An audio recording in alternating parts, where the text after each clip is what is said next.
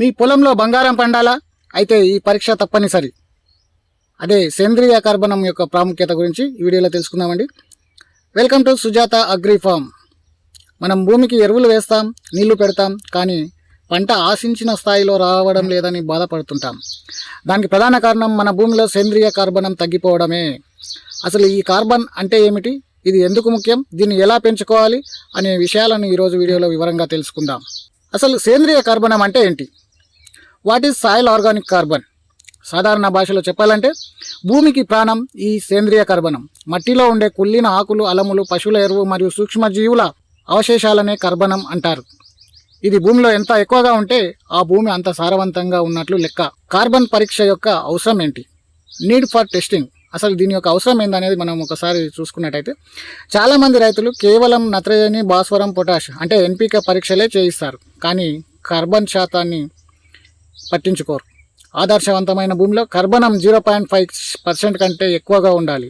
ఒకవేళ ఇది 0.5% కంటే తక్కువగా ఉంటే మీరు ఎంత ఖరీదైన రసాయన ఎరువులు వేసినా మొక్కలు వాటిని గ్రహించలేవు. అందుకే మట్టి పరీక్షతో పాటు కార్బన్ పరీక్ష చేయడం ముఖ్యం. 0.5% కంటే తక్కువగా ఉంటే ఆ భూమి హెల్తీగా లేనట్టు. 0.5% టు 0.75% మధ్య ఉంటే మధ్యస్థ సారవంత నేల అని అర్థం. అదే కనుక 0.75% కంటే ఎక్కువగా ఉంటే అది అత్యంత సారవంతమైన నేలగా చెప్పొచ్చు. ఇక ఈ కార్బనం అనేది మనకు భూమిలో ఎందుకొరకు అవసరం, అసలు దాని యొక్క ఉపయోగం ఏంది అనేది మనం కనుక ఒకసారి పరిశీలించినట్లయితే, భూమిలో కార్బనం పెరగడం వల్ల కలిగే లాభాలు కనుక ముఖ్యంగా చూసుకున్నట్టయితే, నీటిని నిల్వ ఉంచే శక్తి. కార్బనం ఎక్కువగా ఉన్న భూమి స్పాంజిలా పనిచేసి ఎక్కువ కాలం తేమను పట్టి ఉంచుతుంది. ఎండాకాలంలో కూడా పంట త్వరగా వాడిపోదు. అలాగే ఇంకొక ఉపయోగం ఏందనేది చూసుకున్నట్టయితే, మిత్ర పురుగులు, వానపాములు, మేలు చేసే ఇతర బ్యాక్టీరియా వృద్ధి చెందడానికి ఇది ప్రధాన ఆహారంగా పనికొస్తుంది వాటికి. అదేవిధంగా ఇంకొక ఉపయోగం ఏందనేది చూసుకున్నట్టయితే, మట్టి గుల్లబారడం.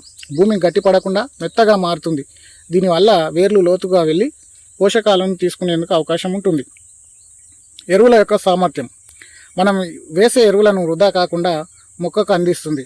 మన భూమిలో కార్బన్ శాతాన్ని పెంచుకునే మార్గాలేంటి అనేది ఒకసారి చూసుకున్నట్టయితే, వే టు ఇంక్రీజ్ కార్బన్. మరి తగ్గిపోయిన కార్బన్ను ఎలా పెంచుకోవాలి, మన పొలంలో ఎక్కువగా ఉండాలంటే ఏ పద్ధతులు అనుసరించాలనేది మనం కనుక ఒకసారి చూసుకున్నట్టయితే, మొట్టమొదటిగా ఒక రకంగా చూసుకుంటే పశువుల ఎరువు. బాగా కుళ్ళిన పశువుల ఎరువు లేదా వర్మి కాంపోస్ట్ను ప్రతి ఏటా పొలంలో చల్లుకోవాలి. అయితే ఇది ప్రాక్టికల్గా ఇప్పుడు పశువులు ఏ రైతు దగ్గరగా పెద్దగా లేవు కాబట్టి ఇది చాలామందికి అంత ఈజీ కాదు. కాబట్టి దీనికి ప్రత్యామ్నాయంగా కూడా కొన్ని ఆలోచించినట్టయితే, రెండవ పద్ధతి ఏం చేయొచ్చు అంటే పచ్చిరొట్ట ఎరువులు. జీలుగా, జన్ము వంటి పంటలను వేసి పూత దశలో పొలంలోనే కలియదున్నాలి. దీని ద్వారా మనకు కార్బన్ని భూమికి అందించిన వారం అవుతాం. అయితే ఈ రెండు కూడా స్వయంగా మనం చేసుకోవాల్సిన పద్ధతులు. ఇది కాకుండా మూడో రకంగా కార్బన్ శాతాన్ని పెంచుకునే విధానం ఏందనేది ఒకసారి చూసుకున్నట్టయితే, మన పంటలో ప్రధానంగా వరి కోసిన తర్వాత మొండిలను లేదా ఇతర పంట వ్యర్థాలను తగలబెట్టకుండా వాటిని భూమిలోనే కుళ్ళింపజేసేటందుకు చర్యలు తీసుకోవాలి. దానికోసం ఎటువంటి చర్యలు తీసుకోవాలనేది మనం ఒక సపరేట్ వీడియో చేద్దామండి. వరి కోసిన తర్వాత కార్బన్ శాతాన్ని ఎలా పెంచాలి, ఆ భూమిలో కుళ్ళేందుకు ఎటువంటి ఎరువులను వాడాలి, ఎంత మోతాదులో వాడాలనేది మనం సపరేట్ వీడియో చేసుకొని దాంట్లో చూసుకునే ప్రయత్నం చేద్దాం. ఇక ఇంకొక రకం ఏంటనేది మనం చూసుకున్నట్టయితే, అంతర పంటలు. ఏక పంట కాకుండా పప్పు దినుసుల వంటి అంతర పంటలను సాగు చేయాలి. అదేవిధంగా ఇంకొక రకం చూసుకుంటే ఐదవ రకం జీవామృతం. క్రమం తప్పకుండా జీవామృతం లేదా వేస్ట్ డీకంపోజర్ వాడడం వల్ల మట్టిలో సూక్ష్మజీవులు పెరిగి కార్బనం వృద్ధి చెందుతుంది.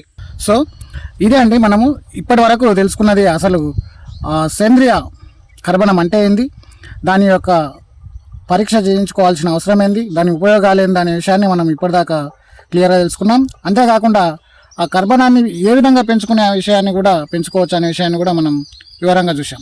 అయితే దానికోసం ఈ పరీక్ష ఏ విధంగా చేయాలనేది మనకి ఇక్కడ కనిపిస్తున్న వీడియోలో చూసిన విధంగా కొంత మట్టి పరీక్ష ఏ విధంగా చేయాలనేది, మనం మట్టిని ఏ విధంగా సేకరించాలనేది మనం ఇదివరకు ఒక వీడియో చేయడం జరిగింది.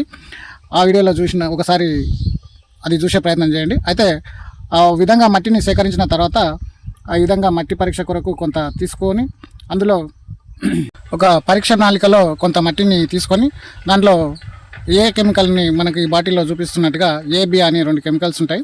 వాటి ద్వారా పరీక్ష చేసినట్టయితే ఫైనల్గా రిజల్ట్ ఇక్కడ ఈ వీడియోలో చూపిస్తున్నట్టుగా 3 రకాలుగా వచ్చే అవకాశం ఉంటుంది. దాన్ని బట్టి వాటి యొక్క కర్బన స్థాయి ఏ విధంగా ఉందా అనేది మనము అంచనా వేయచ్చు. అయితే అది ఏ విధంగా ఉంటుంది, 0.5% కంటే తక్కువగా ఉంటే నేల సారవంతంగా లేనట్టు, 0.5% 0.75% వరకు ఉంటే మధ్యస్థంగా ఉన్నట్టు, 0.75% కంటే ఎక్కువగా ఉన్నట్టయితే, అంటే ఎక్కువ వీలైనంత బ్లాక్ కలర్గా వచ్చినట్టయితే అది సారవంతమైన నేలగా మనం గమనించవచ్చు. రైతు సోదరులారా, భూమి ఆరోగ్యంగా ఉంటేనే మనకు లాభాలు వస్తాయి.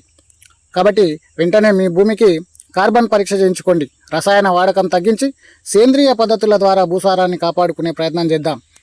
ఈ సమాచారం మీకు నచ్చినట్టయితే లైక్ చేయండి, తోటి రైతులకు షేర్ చేయండి. మరిన్ని వ్యవసాయ విశేషాల కోసం మన సుజాత అగ్రిఫార్మ్ యూట్యూబ్ ఛానల్ని సబ్స్క్రైబ్ చేసుకోవడం మాత్రం మర్చిపోకండి.